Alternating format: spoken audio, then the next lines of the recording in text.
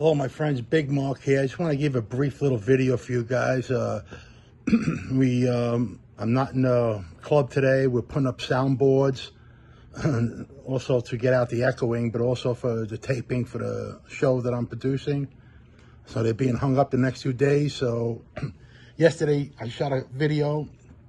It was our last test of the place to show the sound waves, but I had a good video with Kevin and our friend Jamie.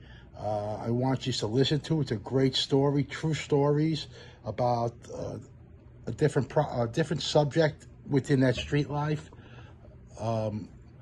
It's real important that listen to the content and great stories. You know, funny thing, growing up in that life around the Bergen all them years, you know, in my teen years, my young 20s, you pick up a little things, you learn a little things, you watch guys, like, you want to know the personalities. Well, like for Pete Gotti. Pete Gotti started off as a sanitation worker. Pete had a, you know, personality, was a friendly guy, different class than his two brothers, John and Jeannie. But, Pete wasn't them.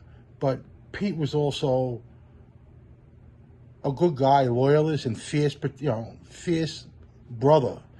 So for anybody to downplay his intelligence or his capability of that life, let's stop that. Let's stop criticizing people. I mean, is it bad enough? You got to criticize a guy who died in prison, who believed in his brothers and what they did.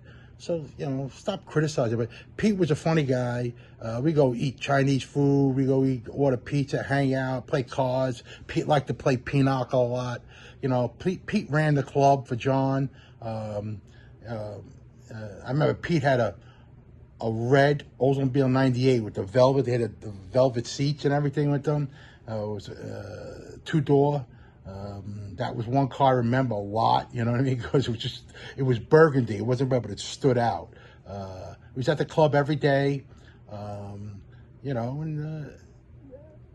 to me, Pete was a regular guy, was a good guy, and I judged him for his character and his personality. And listen, he helped a lot of people in the neighborhood. He was the first guy when people needed help. He'd walk over, peel off a 20 and give it to them. And he wasn't a rich guy, but you could see that. But he was a focal point in that club for his brothers and Angelo. And then, you had Little Jackie. Little Jackie was a complete opposite. Little Jackie was small in stature. I don't think Jackie was more than 5'6". Jackie had an affinity for cleanliness. He was a particular guy. So Jackie had, I think it was a 77, 78 Cadillac Coupe de Ville. It was canary yellow. And every day, washing it, waxing it, cleaning the interior. It always even smelled nice inside, and always had some of the kids from the neighborhood doing the job for him, or helping him doing it. And he would give them money for their pocket. But it was behind the club. If you walk down 98th Street, there was an alleyway. There was an alleyway for the building, but there was a fence garage, and Jackie had the fence open. He would pull his car in there with the hose and wash it. But that was Jackie's car used to sparkle. Now, Jackie was a different character than Pete. Jackie was a shorter guy, so I think Jackie had a kind of a Napoleon complex. But I don't, he was who he was. He was very close to Gene, and Joey. Liked to drink a lot, liked to party, but was a good cook, And he used to get these tans in the summertime. With Johnny say, "Me, you're so tan, you look like you're Puerto Rican or Spanish." I mean, that's how tanned he was. But characters, he's a different character, the guy. Jeannie, like guys want to talk about Tony Roach. Tony Roach was, there's that case they had, the first case, the Diajack Alone case, that retard case. I call it the retard case. Because, they paraded a bunch of idiots on the stand that didn't even know John or claimed they knew John. And the best part about that case was weird about it. It was John on it. I think Neil was also indicted, but he was severed from the case. Gene, Nikki, Lenny, Kniggs. And then there was Tony Roach and no Angelo. And then there was Willie Boy, who was a CI, but It became a CIA, got found out, got revealed on a trial. But it was a weird indictment how two guys, one guy was there like Roach and not Angelo, because Angelo was closer to, but whatever. But, you know, you sit there through the trial and you watch, and the trial's a lot about gambling. Guys curse each other out because they didn't show up. There was really, it was, you know, this is when I really see wasted money from, you know, but whatever. So, and of course the case, they beat the case, but it was funny how Roach was there and not Angelo. That was weird, you know, but Roach was a character. Roach had a problem besides gambling. Let's not get into it. But Roach was a man, and Johnny and Angelo, Jeannie, must have gave him a dozen chances, and he blew every one. You know, it's funny how you watch. You know, usually you hear guys in that life, you do 20 things right, you do one thing wrong, you got to pay for it. It matters what the wrong is. I mean, if it's a personal thing or a gambling problem, it wasn't that cut and dry. The guys liked you, they give you a chance, they try to help you out, they try to guide you. For guys like me, no father, I thought it was a guide. You know, a lot of young guys, even Kevin said it, you know, it was a guide for them, or, you know, a connection. But those stories, I mean, hanging out in the club, yeah, even on like a, you know, even going to, on a Saturday was, all these guys came from all over New York, New Jersey, Connecticut, the Bronx, and guys were, and you'd see even guys like Roach, Pete, Bob, intermingle with all these guys, and they're just laughing, joking around. You know, I'll be honest, a lot of them weren't wealthy. You know, and you think about it. I mean, whatever income I noticed, I mean, you know, that, you know, I thought the money these guys coming in from whatever, from gambling, loan shark, or whatever it was, they spent it because none of them owned a business. None of them owned businesses, you know, where they just spent it. Dinners, gambling, their family, clothes, cars, the neighborhood. They threw the money around the neighborhood. It was almost like whatever money they took in, they let out again. You know, it was kind of strange to me, but to a lot of guys too, but they took their life as, this is who they are, and that's what I'm going to do. So you've got to admire people like that, but no matter what they are, you know, in any life, at least they stay true to their convictions. A lot of guys didn't. You know, all the guys complain, oh, this guy was no good, this guy ruined that, this guy ruined that, this guy talked too much. Listen, they've been talking, there was people talking since the 70s, writing books, going on TV shows. So don't play that game. That's me and Kevin. We discuss all the time and say, Jesus, you know, people always like to criticize. Don't criticize. Enjoy the stories. Enjoy the stories people tell you. If they're the truth, if they're not the truth, take it for a grain of salt. I was there every day, 12, 15 years. It wasn't all easy. There's times you had no money, times you made money. We spent a lot of it. I mean, there was fun time. I mean, there was from John, Gene, Angelo to all the guys. Like even guys say, like even, it was funny, even a guy, Little John, he used to sweep up in the joint, take care of the joint. He used to come there early in the morning.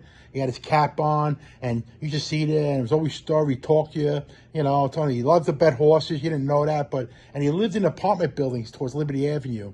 And then, you know, and John was a character, go talk to everybody. He always had a conversation, but, and Pete would tell him, John, I need you to do that. No problem, Pete, no problem. He'd take everything.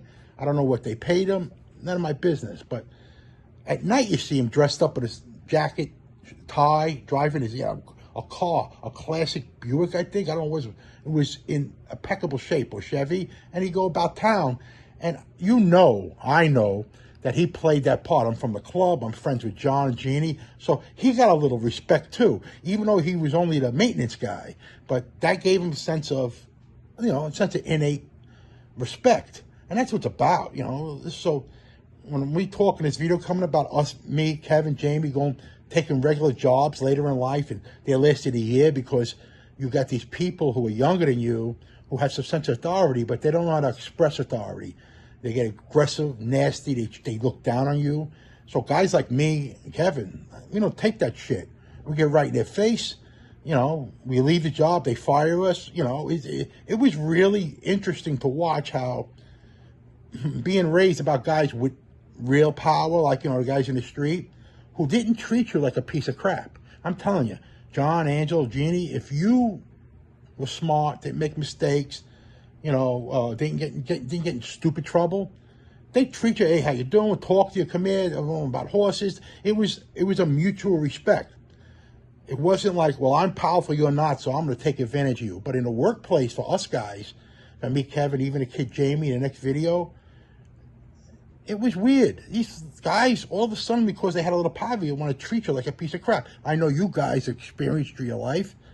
So they gave us, being hanging around them guys in Bergen back then in the 80s, you know, I met some, how do I say, respected men last year.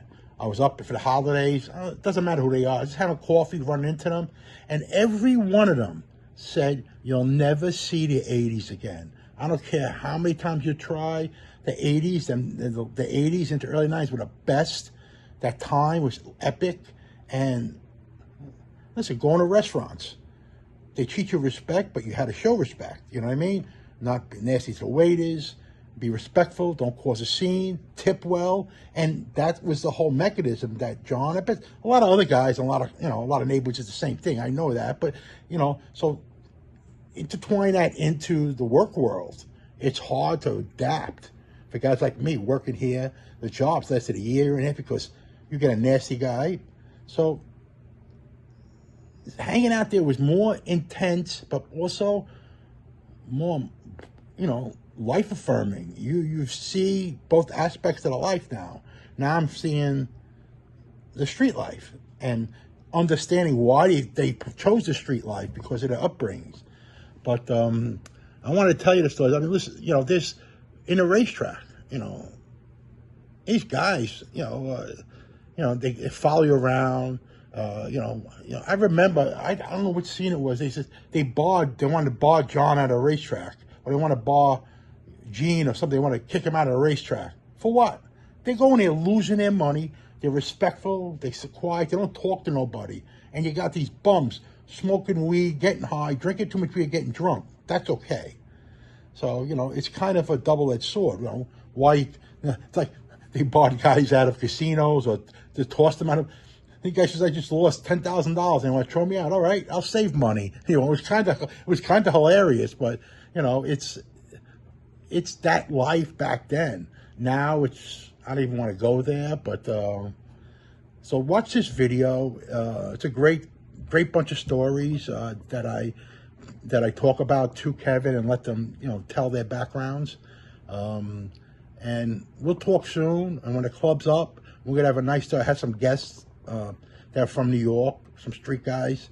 Retired old guys. They're going to come and sit down. We're going to have a nice little conversation about the Bergen Hunt Fish Club in the 80s. I mean, it's a classic place, a classic time. And you're going to really, the stories we're going to tell you, you're going to see, now you understand why, I mean, you understand why guys were, attracted, addicted to John.